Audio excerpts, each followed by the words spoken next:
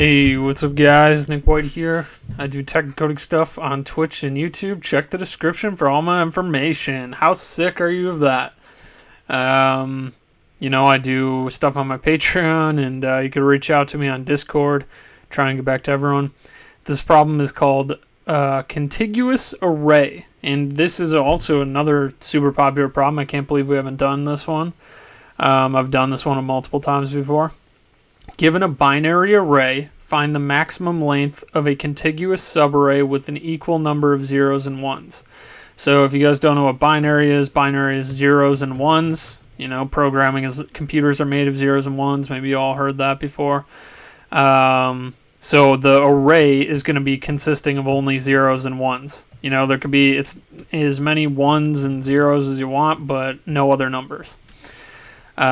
So we want to find the maximum length of a contiguous subarray, meaning the elements have to be next to each other. For example, the subarray they have to be next to each other. So this is a valid subarray, or like this, but it wouldn't be a combination of like the first two numbers and the last number. So we want to find the longest subarray with numbers in a row that has an equal number of zeros and ones.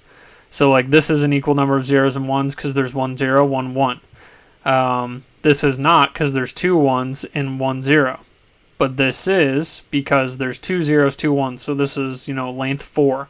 We want to return the length of it, the longest subarray, with the equal number of zeros and ones. So the examples are pretty small, which I don't really like these examples. They should give you longer ones, but it's 2 here because there's 1 0, 1 1, so that's equal. That's the subarray. And then there's 2 here as well because there's 1 0, 1 1, and then there's not an extra 1, so that's the maximum. So how do we solve this? Well, we could have, let's say we copy this. Let's make a longer example here for ourselves. There is a way to solve this brute force, like intuitively. Okay, we want the longest subarray, contiguous subarray with equal number of zeros and ones.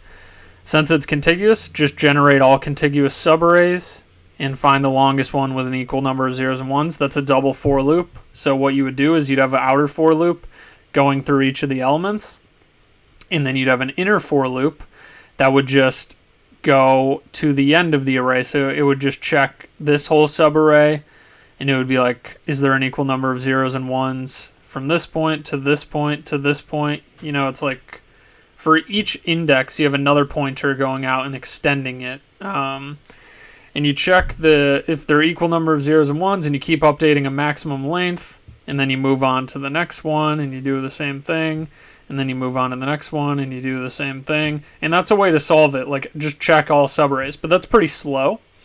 And there's actually a better way to do this using a hash map. You can often get your time complexities down by adding a data structure or adding space. So that's what we do in this case. And I think the solution has a good diagram explaining it best here. So the best way to explain it is we're going to use a hash map, and we're going to keep a counter using our zeros and ones. And when we see a 0, we're going to decrement our counter. We're going to set our counter to 0, right? So let me just code this out, and I'll explain it as we code it, actually. I think that's probably the best way. We're going to have a hash map, and we're going to have the count at the current index. So we'll call it counts is equal to new hash map. And we're going to have a max length variable. That's what we're going to return. We'll set it to 0. This is what we're returning, the max length of the longest contiguous subarray with the equal number of zeros and ones. And then we're going to set it's going to be a counter or a count. We'll just set a count to 0.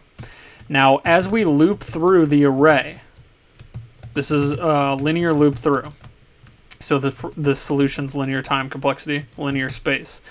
We're going to check the current number, and we're going to say, okay, if it's a 0, we'll decrement the counter. If it's a 1, we'll increment the counter. So we'll do, okay, if nums of I is equal to 0, then we will do count minus equal 1, or you could do plus equals negative 1. Else, then it has to be a 1, so we'll do count plus equals 1. So when we see a 1, we'll increment it. When we see a 0, we'll decrement it. And in that case, when we see the 0, it's negative 1. When we see a 1, it's 0, the count. So That means when we find zeros, we have found a subarray with an equal number of zeros and ones because they're balancing each other out. And then it goes, boom, 1 goes positive, then it goes back to 0. So look, boom, another 1. So whenever we see a 0, we're going to find an array. That means we found a subarray with equal number of zeros and ones. That should make sense to you guys. But not only that, if you look at this diagram, we're also seeing not only this, another point to be noted is that if we encounter the same count, because we're going to be putting the count into our hash map. Dude, I just freaking messed up. Okay.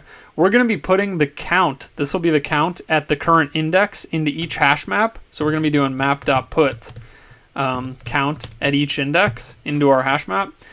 If we find the same count, that means that we have found another point to be noted is same count twice traversing this array. It means the number of zeros and ones are equal between the indices that we found the equal counts at. So if we found a count of 1, so we're positive now, we have more ones than zeros, and then later on we have one more ones than zeros, we find that again, maybe it goes down and then up or whatever. Between those indices, like you could see here, we see like a -2 count. We put that in our hash map at this index 2. Then it goes up, then it comes back down. Between these indices, we're going to have a subarray with an equal number of zeros and ones because the count went up and back down to where it was previously. You know what I mean? So that's kind of the idea here is you put the counts into a hash map, and that helps us save the count at each index and kind of do all the, instead of that double inner for loop, we get to knock out like all the little subarrays in between using a hash map. So that's pretty much it. I mean, I think it's an easy problem. Let me know if I didn't explain that well. It's kind of tough to explain. I would definitely say check this out. They have a lot more than what I just went over. Like they even have like a little, animation here if you watch this. Like they have the count is 1 and then the count's 0. So we found 1. We updated to 2. The max length's updated to 2. And we're putting these in a hash map. And later when we see, a similar count, then that also can be checked for a new max length. So if count stock contains key of the current count, that means we've seen that count before. So we want to check against the max. So we will say max length is equal to math.max of the current max length and I minus counts.get count, the one that we saw before. So just the current index we're at minus the previous index and value, we had that. Otherwise, we just put it into the hash map because we haven't seen the count before. It's, not 0. So that's it. I mean, yeah, that's literally it. Counts.put count at index I. The only thing is we do want to check when we find a subarray of where the count is 0. So we do want to put 0 in initially. And the index will be -1 because we haven't seen anything yet. So there you go. That's all there is for this problem. This should run fine. A lot of people like to, this is the optimal solution, by the way, linear runtime, linear space, because you're putting into the hash map with each iteration. By the way, people like to make this a little bit cleaner. They do a ternary condition, but I wanted to make this clear that we're not, I just don't want to confuse people if you guys don't know ternary conditions. So just write this. This is, you could rewrite this as a ternary condition to make it one line or whatever. So there you go. Let me know if you guys have any questions about this. I like this problem a lot. This comes up in interviews all the time. I've been asked this in an interview before, but it's not too difficult. It could almost be considered easy, but it does, I'd say it's medium because you got to know how to use a hash map correctly. And it is a little bit of a trick if you don't think about it enough. It's just like, you got to think like, why is it a binary array? There's got to be a reason for it being a binary array. You know what I mean? And why contiguous subarray, like all of this stuff. Got to pay attention. So, yeah, that's it. Thank you guys for watching. I'll probably do another video right after this. So, stay tuned and I'll, post that in like an hour or two. All right. See you guys.